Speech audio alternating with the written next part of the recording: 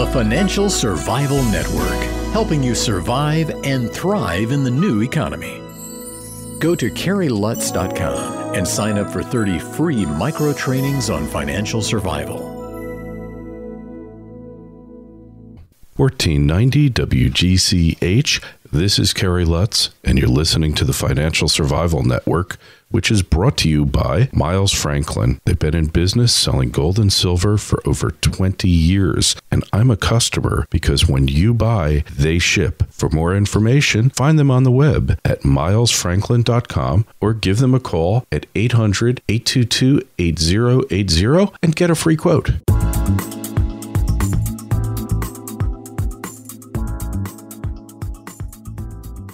We're back. It's not Monday, it's Tuesday, but we have Ranting Andy Hoffman, and he was in New York. We didn't get to connect, but he did get to a Mets game, right, Andy? Yeah, and they actually won. It's a beautiful stadium. Isn't the stadium great? And Yankee Stadium is equally as nice. Some people say nicer, but... Well, I'm dying to know how it could cost twice as much money to build the Yankee Stadium than the Mets one. I mean, they must have like gold-plated toilets to be twice as much money. You can't even imagine. But you know, the unions in the Bronx get more money than the unions in Queens. For those of you who don't know, those are the two of the 5 boroughs of New York City that comprise New York City. And yeah, you know, we got nice weather. I mean, it was extremely hot, but I had my whole family together. And, of course, one of my sons was ill, food poisoning, or he partied too much the night before. He wasn't admitting. And, you know, now we're left with today another opening day of the week, and another raid. And what else is new? Well, I mean, the more raids you see, obviously the more desperate they've become. This one is just, you know, off the charts. We have a good day on Friday, and then all of a sudden, out of the blue, we dropped $20. And, you know, I'm guessing we're going to see some of these fat-fingered articles because it literally fell that fast for no reason. And then when I saw, after the fact, we're talking about Egan Jones downgraded Spain. So that's why gold went down. That is just, I mean, you talk about, in fact, I wrote a piece today, it'll be out tomorrow, about this very topic of how could the media be this stupid? I mean, are they paid for? Can they all be paid for? It just doesn't make sense that they could be all this stupid. For the last 3 or 4 days, we keep getting this stupid headline, pro bailout, you know, forces gaining, so that's good for stocks. You know, no one has been bailed out successfully. Greece has been bailed out twice, and look where they are. Look at the stocks of Spain and all these other countries that are supposed to be bailed out. And the fact is that no one's even paid attention to Egan Jones, even when they downgraded the United States, let alone Spain. So look, we're near the end of Europe as a coordinated economic entity, and as a result, you're seeing insanity. Both, you know, I mean, I talk about my troika of money printing, market manipulation, and propaganda, and never has it been more so than right now. Yeah, I was at lunchtime dining out, which I don't usually do. And CNBC was on, and there was a guy from a big bank saying, the euro is a long-term buy, you know, buy the euro. And I'm thinking, like, this was a guy who was selling tickets to the Titanic in earlier years. You know, it's unsinkable. You'll make it across. You'll have a great time. And don't worry about the fact there's not enough lifeboats for you. If it sinks, it can't sink anyway, and you'll be okay. Right? Yeah. I mean, the thing with the euro is, I mean, I've spent, I don't know how many years now telling people to ignore the dollar index, how meaningless it is. When everyone said gold moves because of the euro, and sure enough, even the cartel doesn't even deal with, you know, connect algorithms to the euro anymore because everyone knows how silly it is. It is. I mean, I made the example years ago. You know, if a nuclear bomb exploded and all of Europe was destroyed, so the dollar went up against the euro, would that be bad for gold? And I mean, these are two currencies that are floating against each other that are backed by nothing, and why anyone would relate them to, you know, the real items in the world, whether it's gold or food or anything, is beyond me.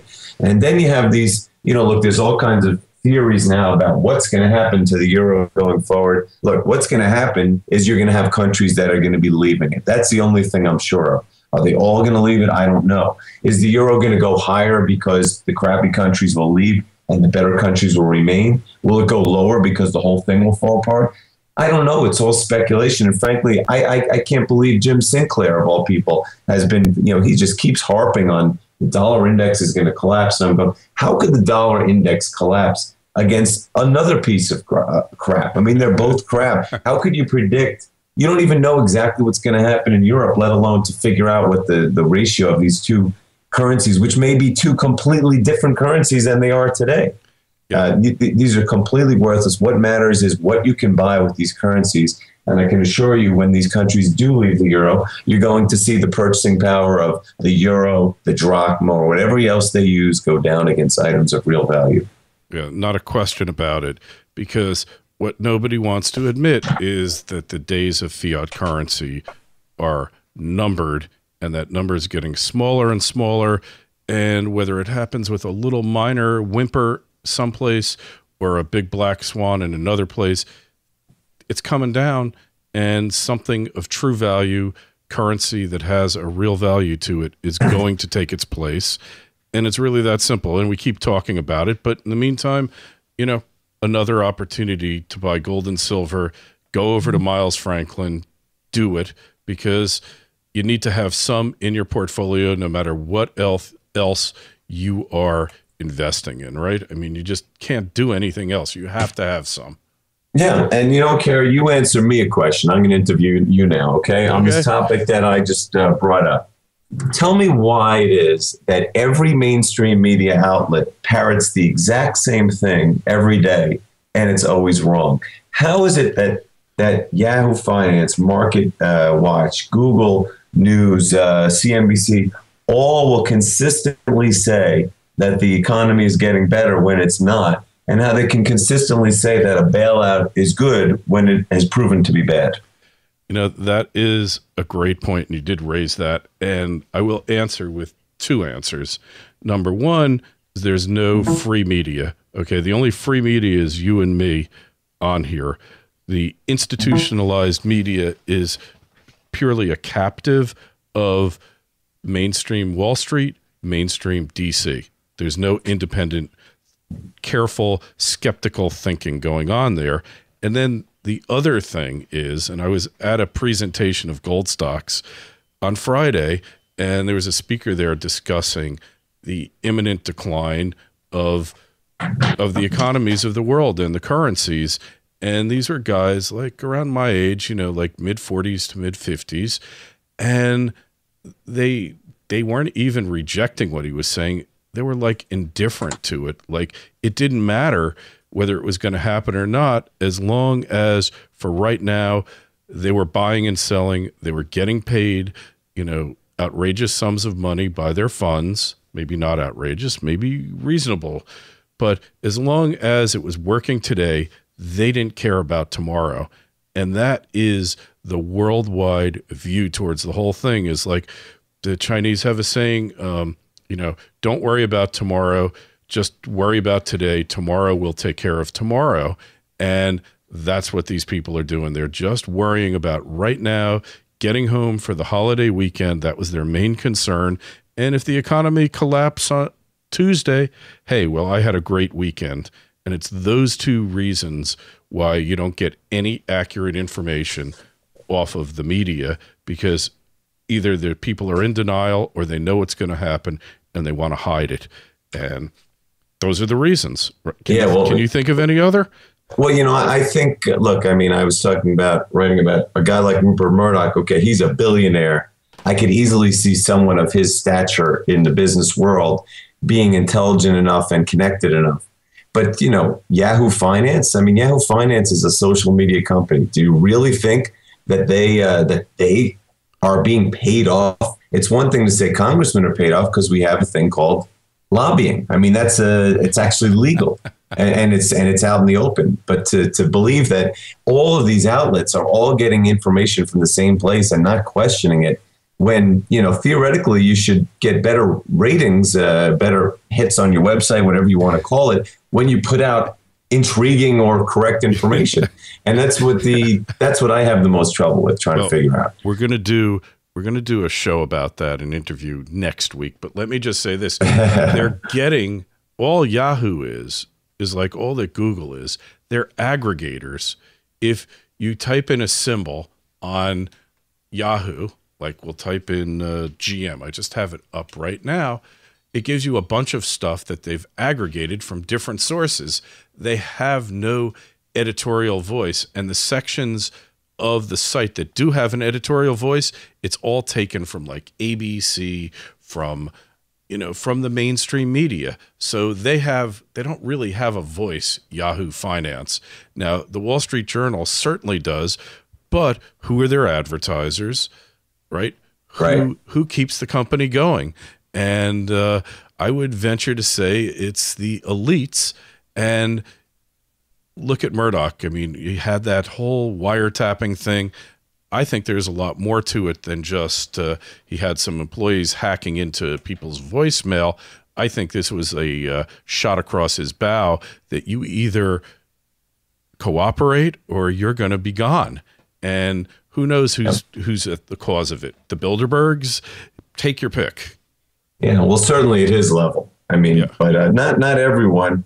But you look at CNBC. CNBC is owned by General Electric, which at one point was the largest stock in the nation, and now it's still up there. So, look, at some point I just the noise, the Tower of Babel noise, gets to me where I'm like, I really can't believe that there's only a few lone voices of reason out there. But that's the nature of human history, where the masses, the hordes, destroyed those who oppose them, and there was very little that one could do. So we're coming out of a period of history where it was the very limited time since World War II where people really did have a voice, and there was a relatively high level of freedom, but it's starting to be taken away as the economic conditions go. And I think we'll just have to get used to the world as it always has been.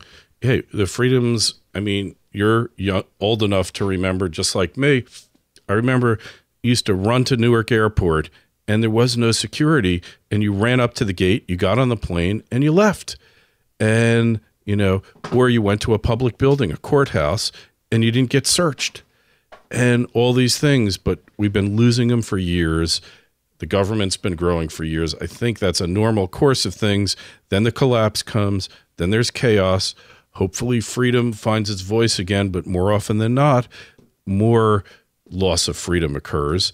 And that's the type of thing that we're looking at. But if we can wake up enough people who are willing to fight for the freedom, maybe it can be different. And the internet certainly is the greatest megaphone in the history of humanity, because how many people read your blog? You don't even really know, because it gets passed around, clipped, cut and pasted, but it's tens of thousands of people hearing what we have to say up on YouTube, and more people are saying it. So there's room for a little bit of cautious optimism, but I wouldn't go overboard, right? Yeah. Well, look, it has given me a sense of purpose in life, because most people don't have that purpose that I feel that I have. And I cherish the ability to be able to, I believe, help people. And, it's gotten to the point where there's much more narrow amount of things that can be done to protect yourself. And as I said, we're going into a new world, the world as it has been most of the time in history. And as a result, everyone's going to have to keep on their toes. Yeah, well, the experiment known as the United States of America coming to a sad end, perhaps, but I wouldn't be so quick to write it off, because you have to go back to the Revolutionary War. A third of the people were Tories, meaning pro-England, pro-Britain. A third of them didn't give a damn, and a third of them were somewhat, to some extent, revolutionaries. And yet out of that divided group of people came the greatest experiment in government. So I think probably the numbers are much the same as they were then. I think people are a bit dumber now, dumbed down, and that's, part of the problem. But hey, let's keep our fingers crossed. Let's hope for the best, and let's both of us keep doing what we're doing, get the word out, because I know you get emails, I get emails, and people are getting it. That much I can tell you. No question in my mind. I'm into that. All right, Ans. Well, keep up the fight, and next Monday we'll be back. Okay. Have a great week. Hey, you too. Bye-bye.